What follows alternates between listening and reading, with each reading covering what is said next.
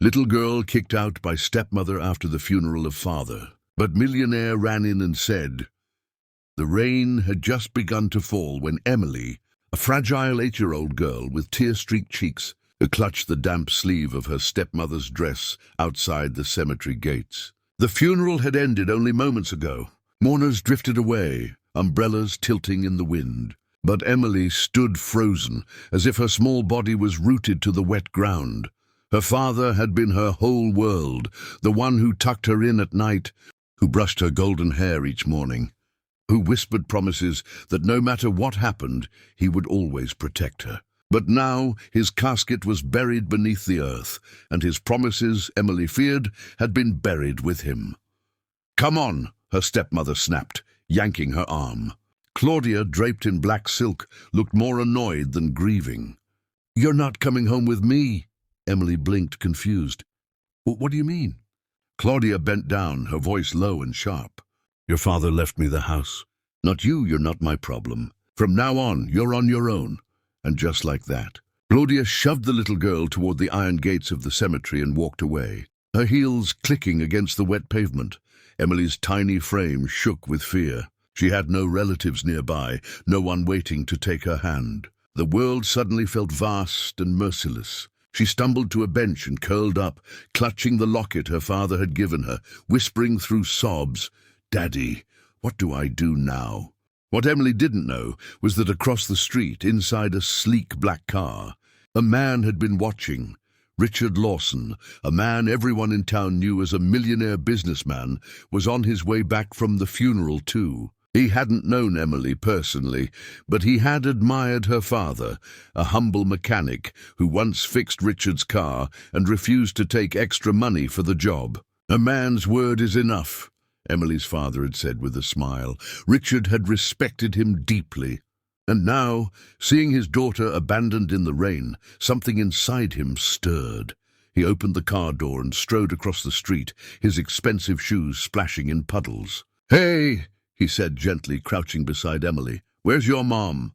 Emily lifted her head, her eyes red and swollen. I don't have one. Daddy was all I had, but she pointed to Claudia disappearing down the road. "She told me I can't come home anymore." Richard's chest tightened.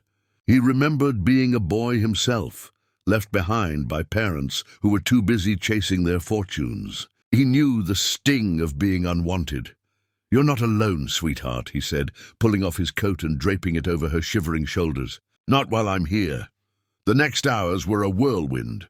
Richard drove Emily to his sprawling home, a mansion she had only ever seen from the outside, lit up like a castle on a hill. His staff exchanged bewildered glances as he carried the little girl inside, muddy shoes and all. Emily, still clutching her locket, looked around in awe. "Is this your house?" Richard smiled faintly. "Yes, and until we figure things out, it's your house too." For the first time since the funeral, Emily's lips curved into a trembling smile. But the story didn't end there. The very next day, Claudia stormed through Richard's gates with a lawyer at her side. "You can't just take her," she spat, her voice dripping with contempt. "She's not your responsibility. And frankly, she's nothing but baggage. My husband's gone, and so is my patience." Richard's eyes burned with fury. "Do you even hear yourself? That child just buried her father," Claudia sneered. "She's not mine. I owe her nothing."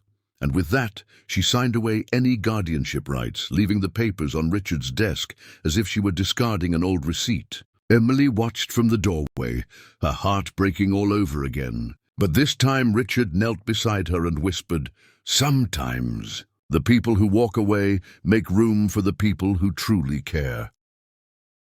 Days turned into weeks. Emily began to laugh again. She explored the mansion's library, baked cookies with Richard's housekeeper, and even helped Richard feed the koi fish in his garden pond. Slowly, she began to heal. One evening, Richard found her sitting on the balcony, staring at the stars. She turned to him and asked softly, "Why did you help me?" "You didn't have to." Richard swallowed the lump in his throat. "Because years ago I was a boy just like you, forgotten, left behind. I swore if I ever had the chance to save someone from that pain, I would. Emily leaned against him, and for the first time in years, Richard felt something he had been missing: family. The final twist came months later. At a charity event, Richard introduced Emily as his daughter, no longer the orphaned girl, but his pride and joy. The crowd gasped, but Richard stood tall, his arm around her. "She may not share my blood," he said, "but she shares my heart, and that makes her mine." The audience erupted in applause. Emily's eyes sparkled with tears, not of sadness this time, but of belonging. The story ends not with wealth or power, but with something richer, a reminder that kindness can rebuild what loss has shattered. Emily had lost a father, but through the compassion of a stranger who refused to walk away, she gained a family. And Richard, once a man defined by money, found the greatest treasure of all: love.